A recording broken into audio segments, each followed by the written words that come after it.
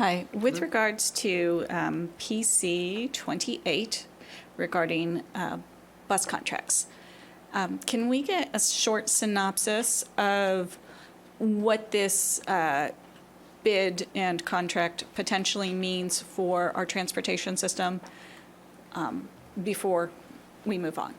Sure. For the record, my name is Robert Bruce, Director of Procurement and Materials Management. With me today is Mr. Nevin, and he can give you that information. Good evening. I'm Brian Nevin, Director of the Office of Student Transportation. So with this process, we had put out a request for proposals, and we received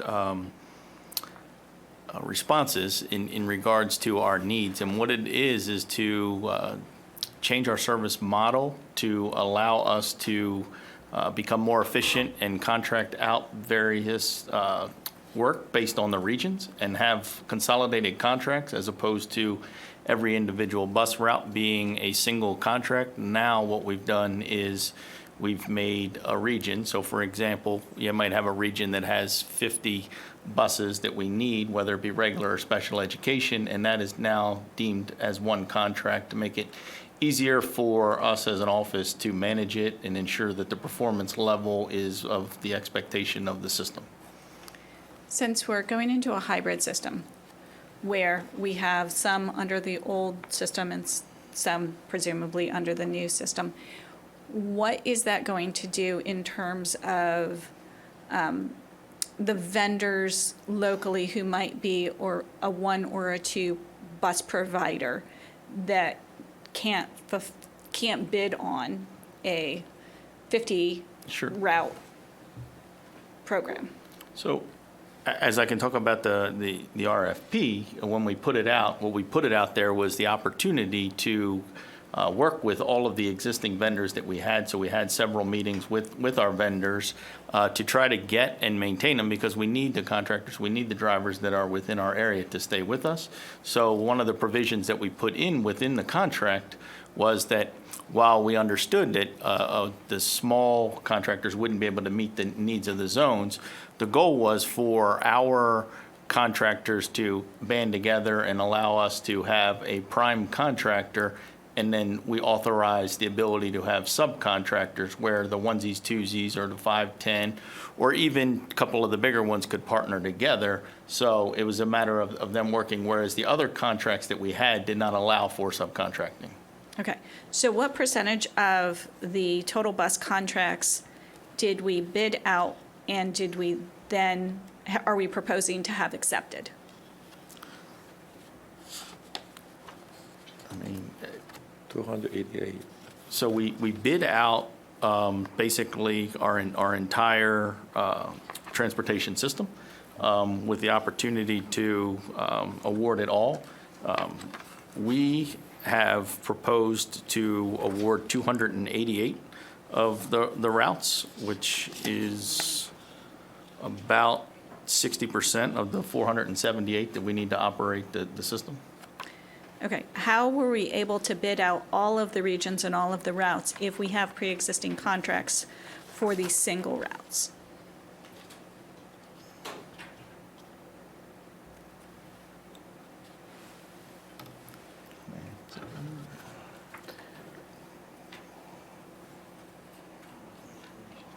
Well, right. It's the current routes have expiration dates built into them that are guaranteed, and then the extra years after that are not guaranteed.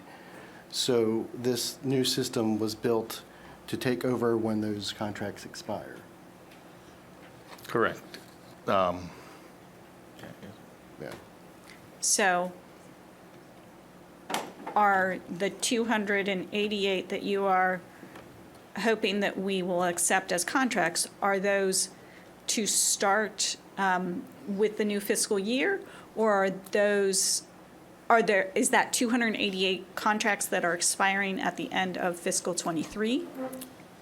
No, but these are 288 contracts that we would hope that would start at the beginning of this school year, fiscal year 24. How many contracts are expiring at the end of fiscal 23?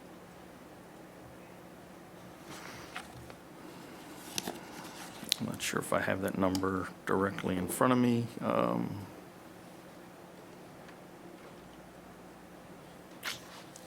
I could get you that number. I don't have it sitting here in front of me. Okay, I'm not understanding how this is going to work. So I understand that we're being asked to approve 288 contracts, or not 288, contracts for 288 routes. But if we don't have 288 open routes that are expiring at the end of fiscal '23, how can we award those routes? So the goal for us within the Office of Transportation is to have these contracts approved and in consultation with the existing contracts that would currently be eligible or still maintain under their terms, would provide us with a number above our 478, which would put us at basically 533 contracts. And what that would do was provide us the additional coverage necessary, given the critical driver shortage that we have, to give us the most opportunity to be able to meet the needs of the system for the school start times going forward next year. I'm going to defer to my colleagues and maybe come back to this because I'm still not clear how we're able to issue contracts for routes that aren't expiring. Unless legal counsel would like to speak on this issue.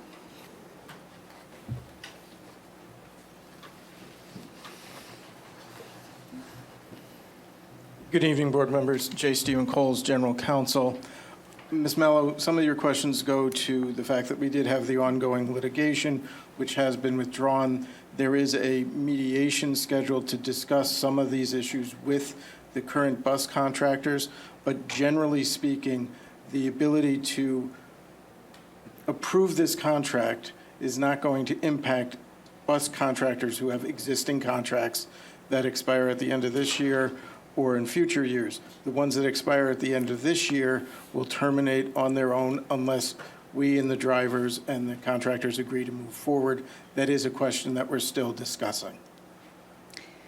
So if the provider does not opt to, because I believe didn't our previous contracts have built-in extensions? There is an extension period, but it is one that we can opt to ask the drivers to do. It's not an automatic on their behalf. Okay. Again, I'll defer and reformulate my questions. Thank you. Dr. Chen? Okay, so first I emailed the question to Mr. Bruce. Thank you for your prompt response. So my understanding, it's a phasing process. It'll take time. So we will let the current contract expire, but we also try to take advantage of the economic of the scale and try something different. I think my suggestion is when we implementing, we want to have the feedback, evaluate the pros and cons, and what's the impact on the budget side. So thank you.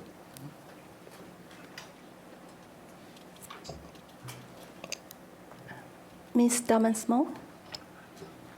One quick question about the transportation, and then I'm going to ask about the other contract. This is part of our whole reworking of the transportation department, correct? And of getting rid of the issues that we had with, I guess, slack is the appropriate term, and to create a more efficient system, which is something we should be doing no matter what, and that it's been quite a long time since we've evaluated our transportation model. Correct. Okay, I just wanted to make sure of that. So could we kindly just go to PR 11? Sure.